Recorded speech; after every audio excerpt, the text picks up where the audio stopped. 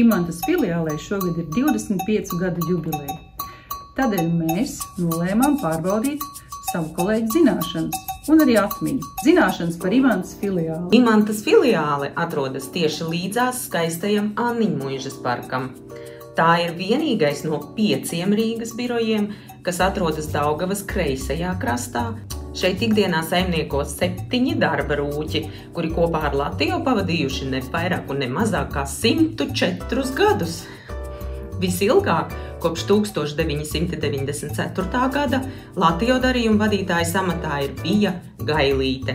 Daudz neatpaliek arī Inese Krieva, kura Latiju strādā jau 25 gadus, bet Janetas un Silvijas kontā ir 20 gadi. Imantas kolektīvs kļuvis par vienu no saliedētākajām un draudzīgākajām komandām, kura ne tikai palīdz iegādāties un pārdot nekustamo īpašumu Imantā, Āgenskalnā, Mārupē, Babītē un citviet, bet arī šeit dzīvo un labprāt pavada brīvo laiku.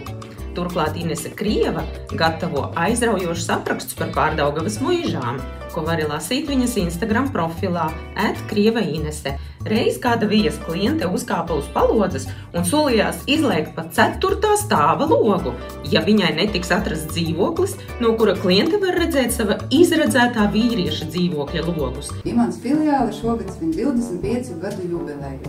Tajā strādā 7 burvīgas dāmas, no kurām Vija Latvijā strādā jau kopš 1994. gada. Otra ilgadīgākā kolēģe ir Inese Krieva, kas strādā arī kādas 20 gadus. Imantas filiāle atrodas Rīgas kreisajā krastā, Anniņmuižas porī un darbojas Pārdaugavā, Mārupē, Āgenskalnā, gan Imantā un visos citos rajonos apkārt. Vija ir stāstījusi gadījumu, Un viens no tādiem stāstiem ir no Ineses Krievas. kad kāda sieviete uzlētos birojā 4. stāva palodzes un draudēja. lejā, ja Imantas filiāle viņai neatradīs Dzīvokli ar skatu, ar logiem vērstiem. viņas mīļoto. Kolēģiem ir savas aizraušanās. Inese Krieva raksta lieliskus stāstījumus par ievērojamākajām vietām Pārdaugavā. Publicē šos aprakstus savā Instagram profilā. Cik daudz no šiem faktiem zināji tu? Nāc uz Imantas filiāli un uzzināsi vairāk.